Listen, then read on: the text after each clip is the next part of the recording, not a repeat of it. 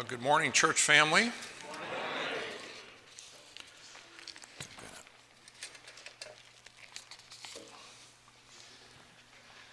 We want to welcome everyone here this morning. If you are a visitor, we are especially glad to have you here, or if you're watching online. And I want to join the chorus of welcoming the Stumney family, Corey, Megan, Isla, and Eden. And I also want to welcome Corey's parents, Steve and Suzanne, who are sitting there beside them. Their family is a very dear family to us.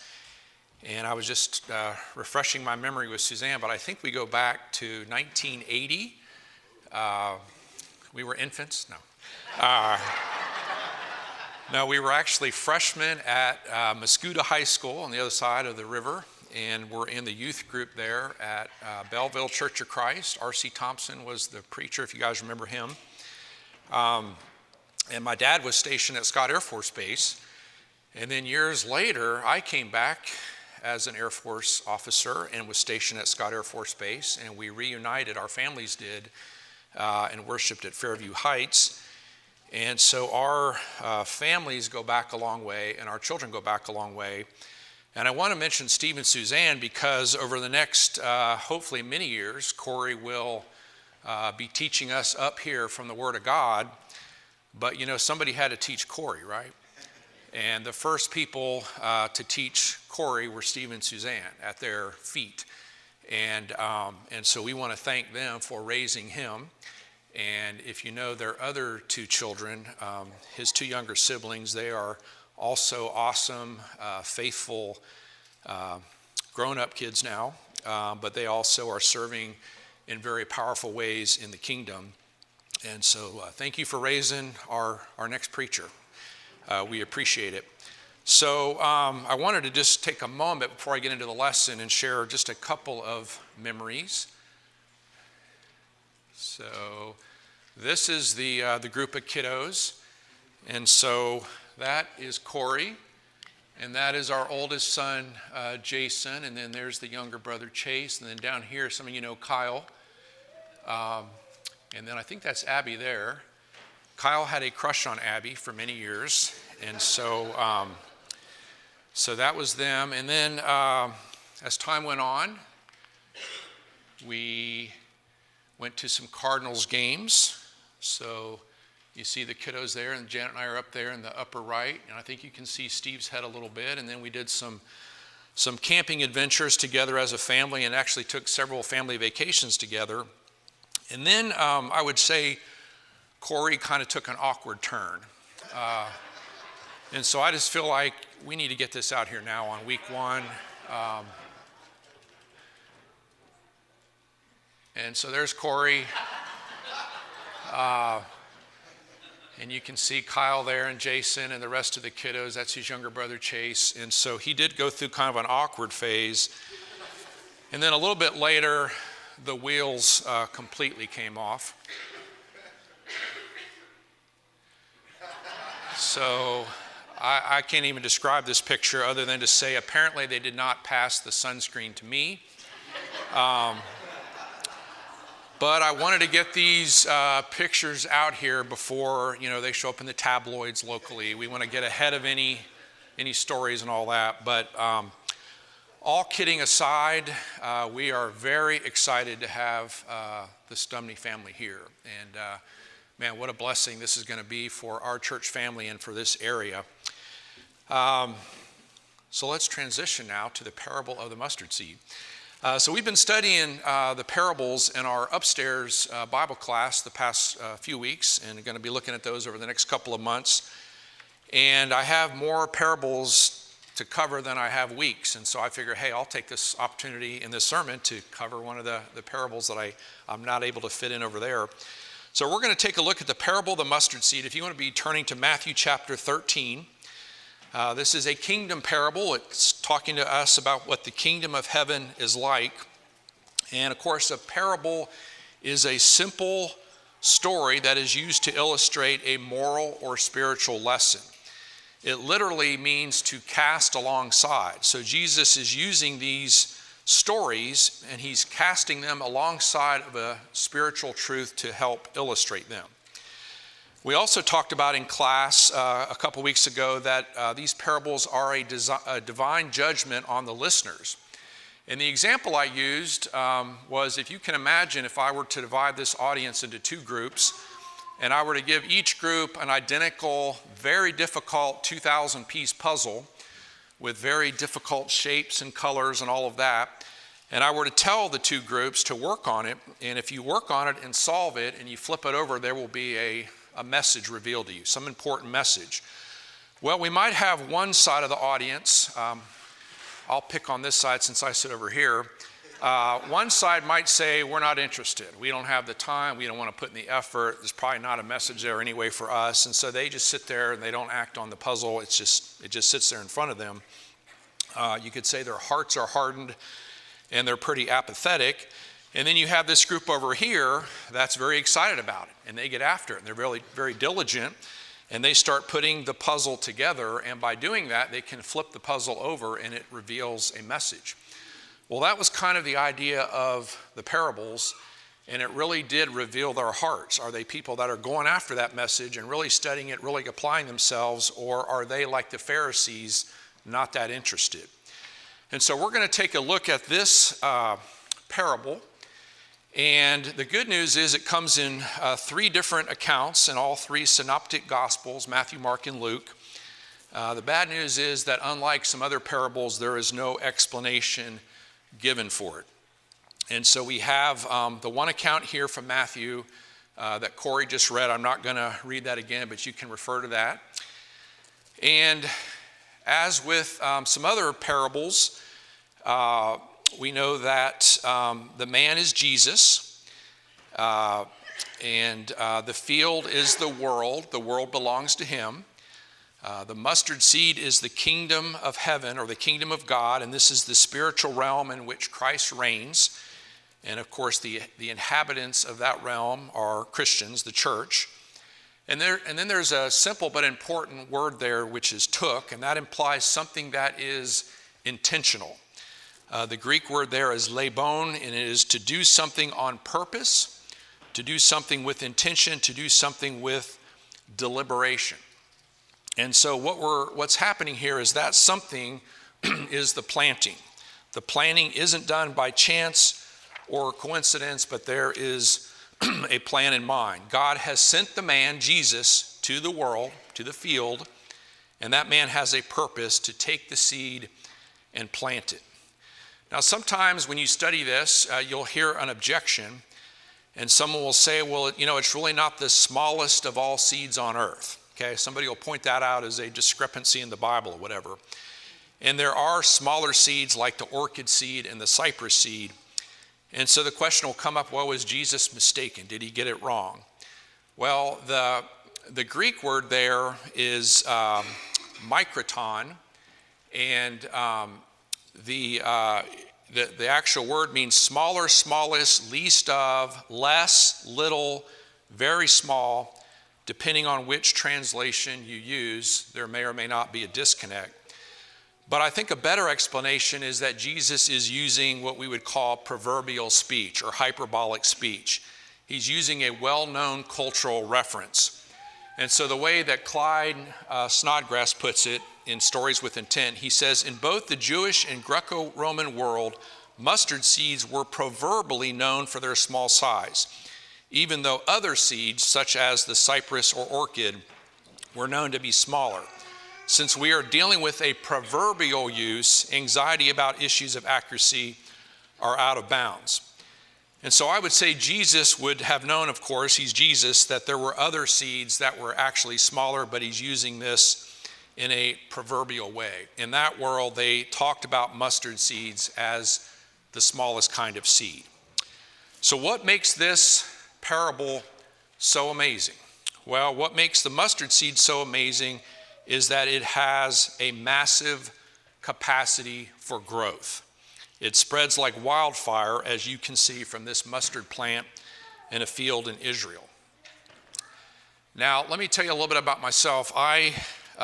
Being a military brat, growing up military and serving in the Air Force myself, I have traveled a lot.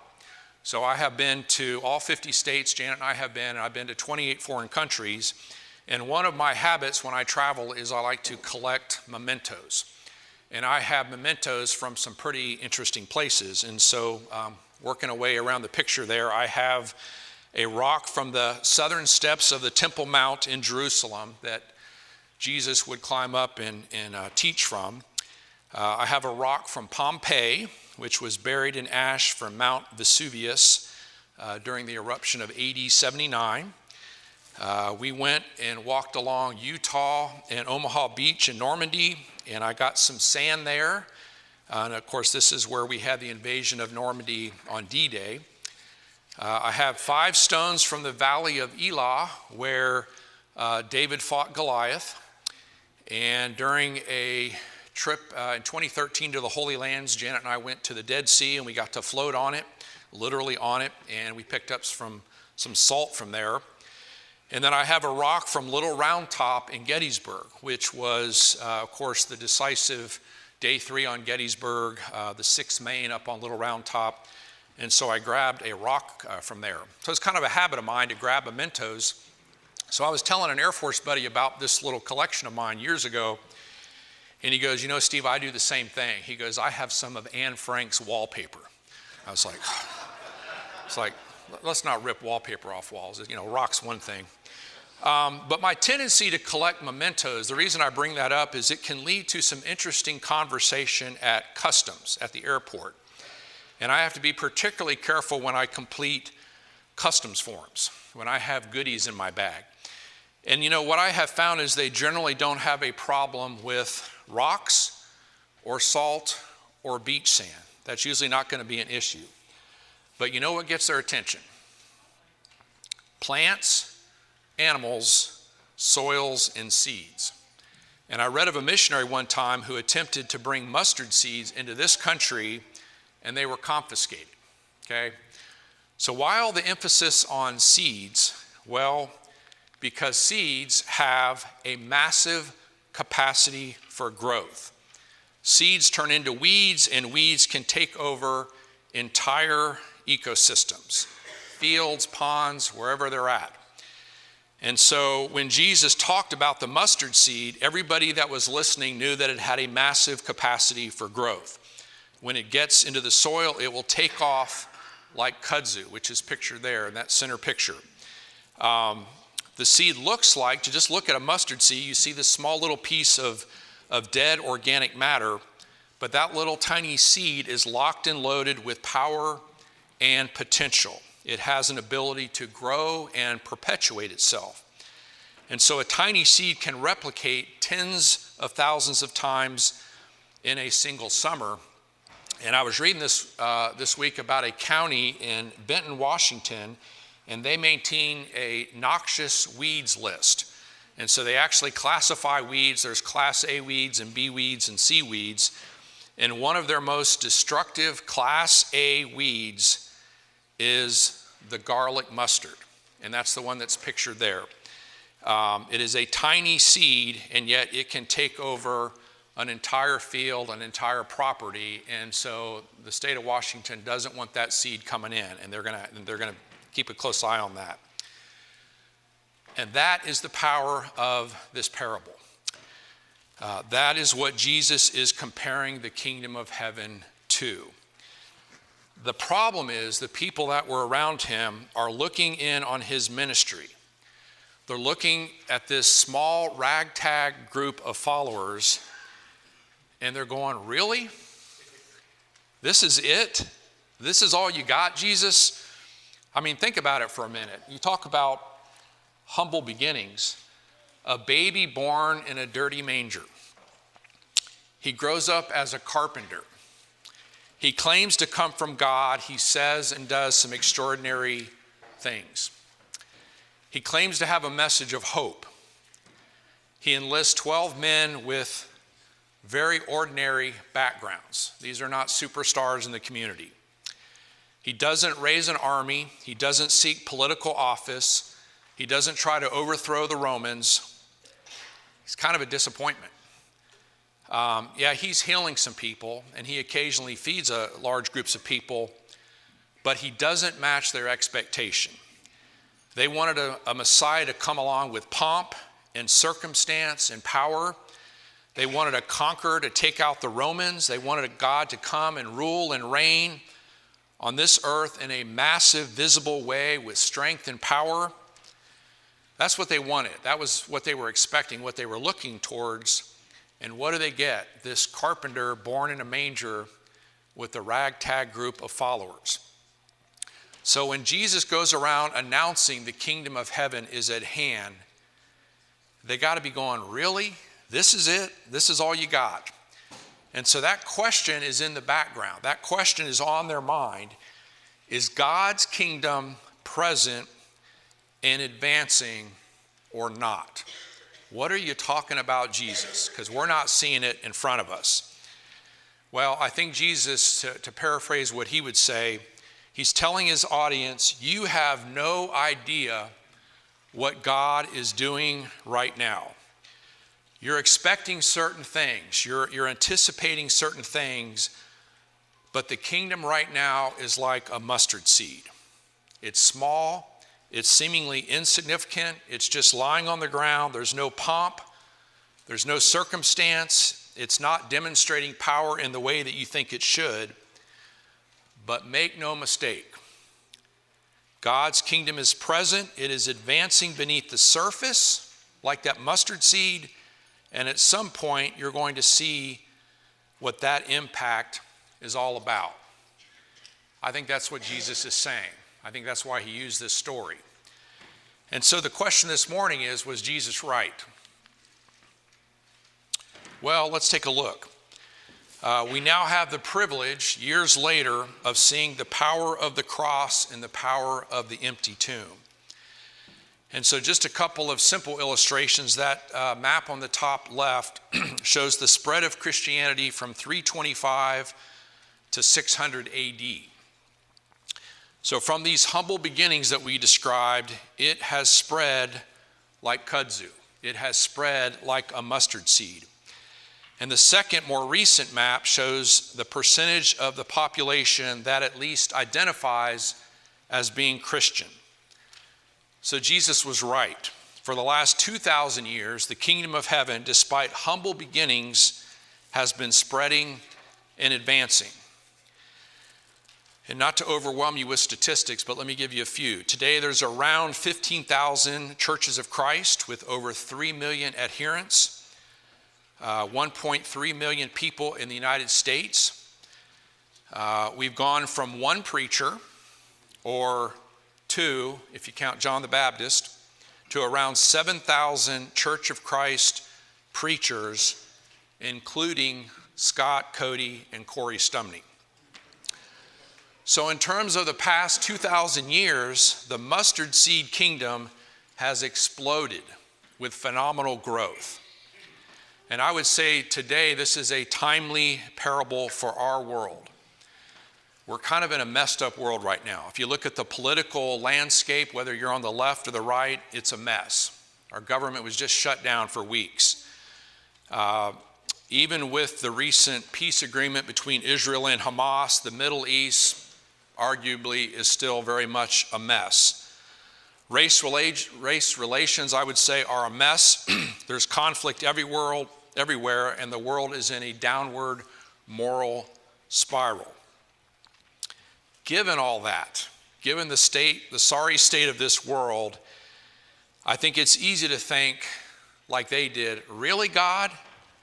Your kingdom is present and advancing here on earth as it is in heaven? Is that really happening? It's hard to see that. In fact, sometimes it seems like Christians are losing. The number of people the number of people identifying as Christians is declining.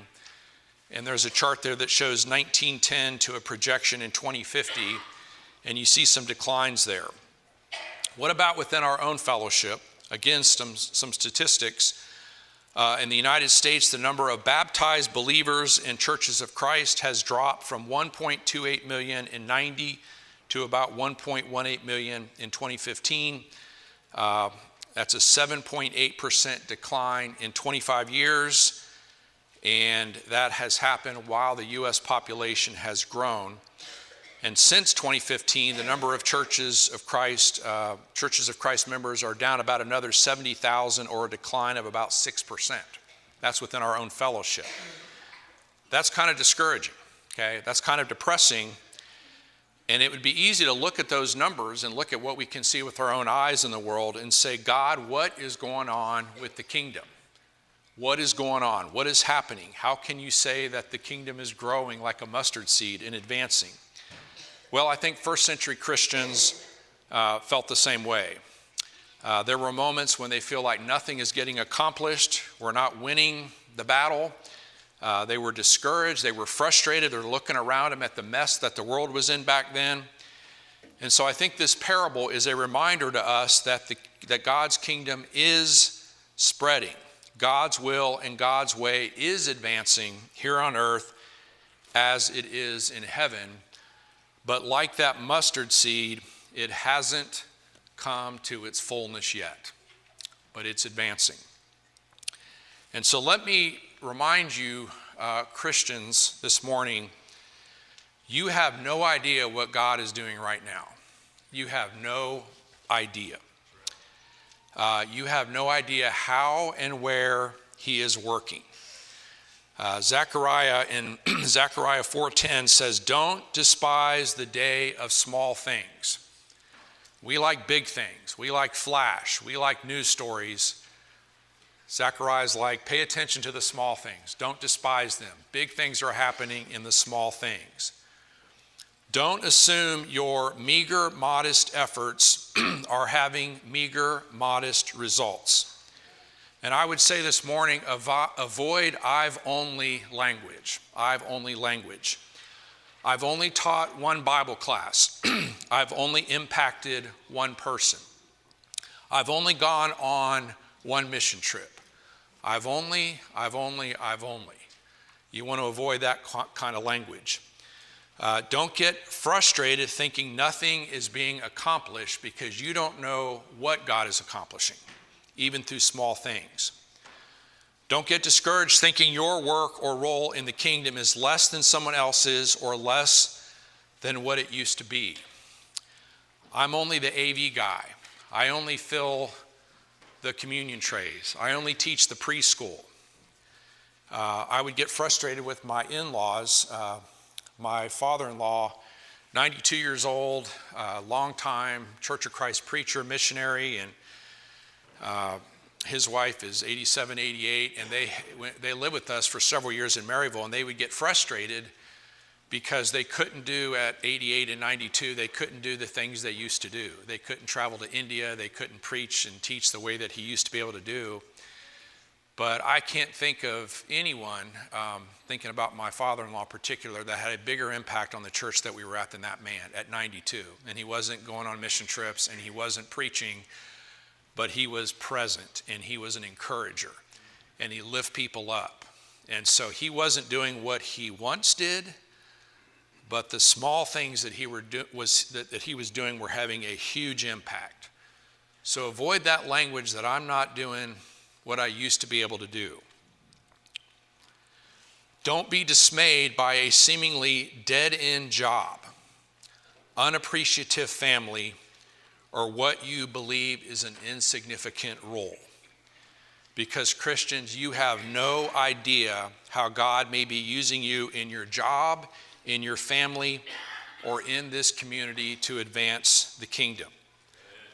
Imagine the impact that the Stumney family is going to have on this congregation in the coming years.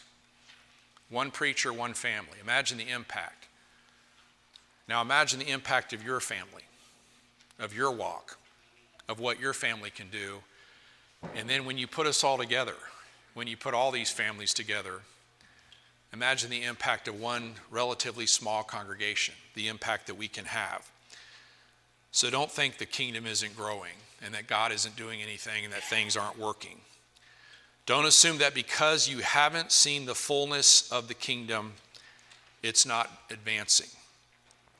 because again, I would say you have no idea what God is doing right now, and you have no idea of the impact that he is having through you. And I'm speaking to every one of you this morning. Some final thoughts I want to leave with you. First of all, God has called us to do kingdom work. That's why we're here. We're not here to be the wealthiest person, the most famous person, to have the most money, to die with the most toys. God put us here as his ambassadors to do kingdom work.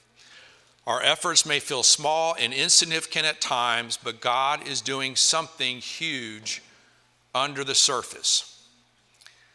We don't get to see the whole picture. We can't possibly know what God is doing behind the scenes and under the surface.